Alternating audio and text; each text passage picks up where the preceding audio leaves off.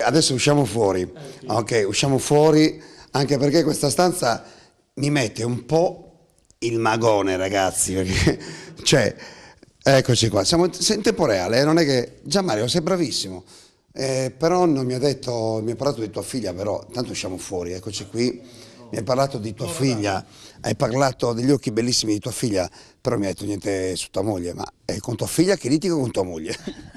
Io, no, io amo mia moglie, adoro mia moglie, litigo con mia moglie. Ti faccio una, Eh, ti faccio una domanda, scusami.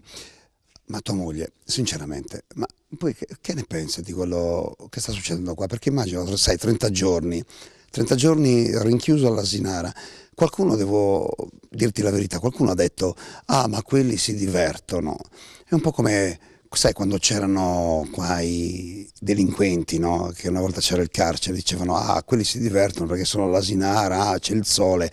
Non è così, amici telespettatori. Vi spiego perché non è così, perché Gianmario può dire, ma la realtà di questi 30 giorni, come sono questi 30 giorni per te, ma soprattutto per tua moglie, che so che ogni giorno, insomma, cerca di riaverti fra le braccia, no? Mi avvicino, ti do il microfono, a te. Mia moglie è paziente, mia moglie è paziente, è una ragazza splendida. Insieme a Cristoforo Colombo abbiamo scoperto due cose grandissime, lui l'America e io mia moglie.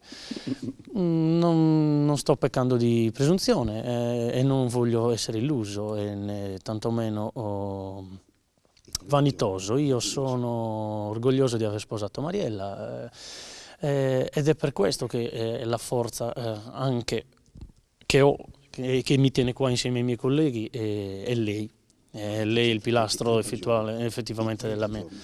In 30 giorni me ne ha detto di ogni colore, ha provato anche a corrompermi, mi ha detto guarda se rientri domani ci sono i fuochi d'artificio, però io rimango qua, non posso mollare, rimango qua perché voglio costruirmi un futuro con lei e voglio che il nostro futuro sia felice e purtroppo glielo posso solo garantire un futuro con uno stipendio e lottando per avere questo stipendio che ci permette di andare avanti e di vivere come tutti i normali lavoratori.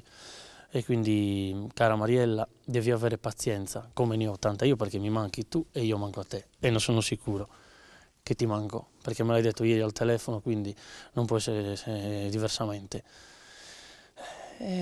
Sono qua, meno male che ogni tanto, meno male che dormo stanotte con Paul De Santis, quindi stai tranquilla, non credere che il carcere cambi i sentimenti di nuovo, perlomeno,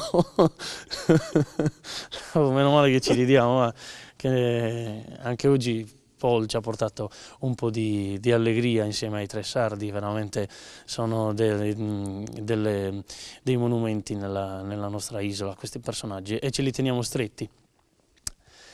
Però noi dobbiamo avere risposte, loro sono di nuovo nostri ospiti la prossima settimana, avremo altri artisti, Paul mi parlava dei mitici Stentales, che solo a sentire a Gigi cantare a me mi fa rabbrividire, però io sì, lo voglio a Gigi qua, io voglio il lavoro, io voglio riprendere a lavorare e poi a Gigi vado a trovarlo in sa baracca a Bademanna.